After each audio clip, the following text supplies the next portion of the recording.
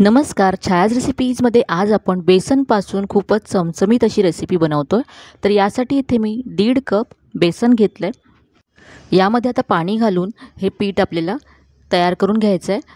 तर इथे आपल्याला खूपच कमी पाणी लागणार आहे, कारण आपल्याला घट्ट पीठ हे तयार करायचं आहे। तर इथे मी 2 ते 3 चमचे पाणी घालून हे पीठ असं घट्टसर मिक्स करून घेतलं आहे। याच्यातल्या सगळ्या गुठळ्या काढून घ्यायच्या आहेत। स्मूथ असं हे पीठ तयार करायचं आहे आणि पाहू शकता हे असं घट्ट हवं आहे आपल्याला।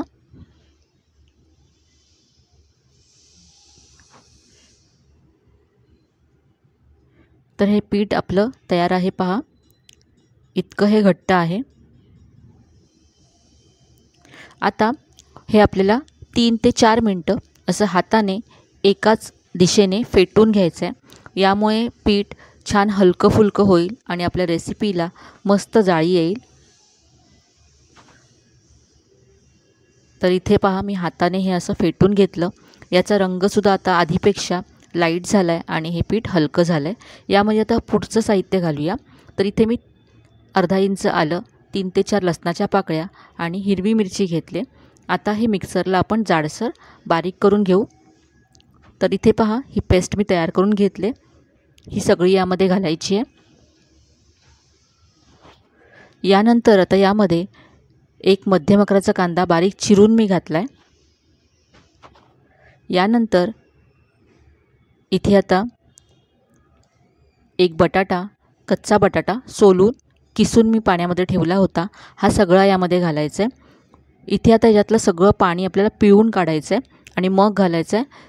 बटाट्यामध्ये जर पाणी राहिलं तर आपलं पिठामध्ये पाण्याचं प्रमाण जास्त होईल आणि मग ते पातळ होईल। आपल्याला हे पीठ पातळ नको आहे, घट्ट हवं आहे, म्हणून याच्यातलं सगळं पाणी पिळून आपल्याला काढून टाकायचं आहे आणि मगच हा बटाटा यामध्ये घालायचा आहे। तर इथे सगळा बटाट्याचा किस मी यामध्ये घातला आहे। आता यामध्ये भरपूर बारीक चिरलेली कोथिंबीर घालायची आहे। यानंतर इथे आता एक मसाला आपल्याला कुटून घ्यायचा आहे। तर यासाठी मी इथे पहा अर्धा चमचा जिरं घेतलं आहे। यानंतर अर्धा चमचा धने घेतलेत, अर्धा चमचा ओवा घेतला आहे आणि याबरोबरच अर्धा चमचा बडीशेप यामध्ये घातली। आता हे आपण कुटून घेऊया, जाडसर कुटून घ्यायचं आहे। तुम्ही मिक्सरला सुद्धा हे जाडसर बारीक करून घेऊ शकता। तुम्हाला हवं असल्यास हा मसाला थोडासा गरम करून तुम्ही इथे घेतला तरीसुद्धा त्याची चव खूप छान येते या रेसिपीमध्ये। तर हा सगळा कुटलेला मसाला यामध्ये घालायचा आहे।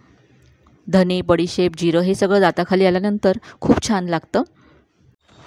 यानंतर आता यामध्ये अर्धा चमचा सफेद तीळ घालायचे आहेत।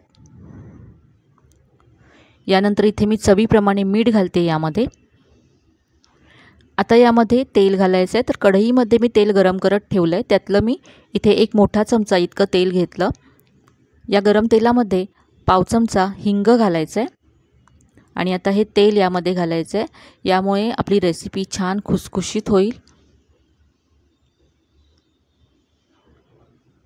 आता हे आपण मिक्स करून घेऊया।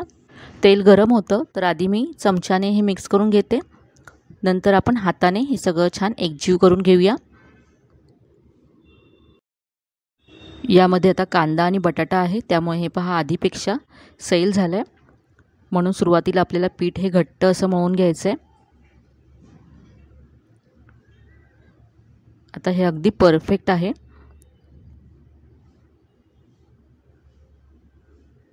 आता यामध्ये पाव चमचा बेकिंग सोडा घालायचा आहे।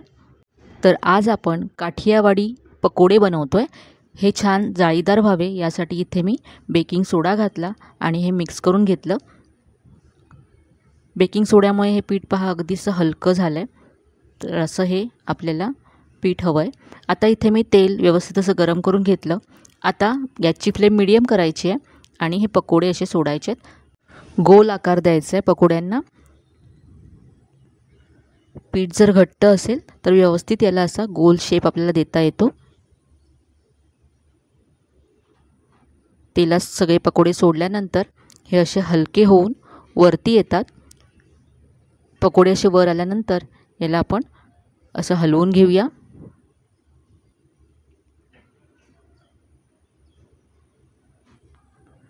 तर मस्त असे हलके फुलके जाळीदार पकोडे तयार होतात। मीडियम फ्लेमवरती आपण हे असे गोल्डन ब्राउन होईपर्यंत फ्राय करून घेऊया। पाहू शकता पकोडे आकाराने छान मोठे झालेत आणि अगदी हलके फुलके झालेत। काढून घेऊया। रंगसुद्धा खूप मस्त आला आहे। तर इथे मी सगळे पकोडे काढून घेते।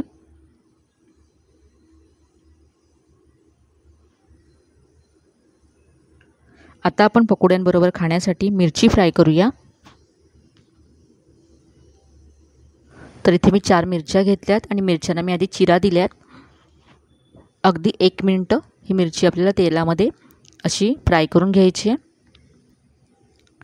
काढून घेऊया। मिरचीसुद्धा फ्राय करून झाले। आता हे पकोडे पहा मी टोमॅटो केचप बरोबर इथे सर्व केले। तुम्ही कुठल्याही चटणीबरोबर हे सर्व करू शकता। खूप मस्त लागतात। साहित्य सगळं आपण घरी असलेलं वापरलं आहे, त्यामुळे कधीही तुम्हाला काही चटपटीत खायचं असेल तुम्ही अशा प्रकारचे पकोडे तयार करू शकता। झटपट अगदी चवदार असे हे पकोडे तयार होतात। तर आजची ही रेसिपी तुम्हाला नक्कीच आवडली असेल। रेसिपी कशी वाटली कमेंटमध्ये कळवायला विसरू नका। रेसिपी जर आवडली असेल तर व्हिडिओला जास्तीत लाईक करा, शेअर करा। चॅनलला अजून सबस्क्राईब केलं नसेल तर नक्की सबस्क्राईब करा। चला तर मग पुन्हा भेटूया अशाच छान छान आणि नवीन नवीन रेसिपीसह। तोपर्यंत धन्यवाद।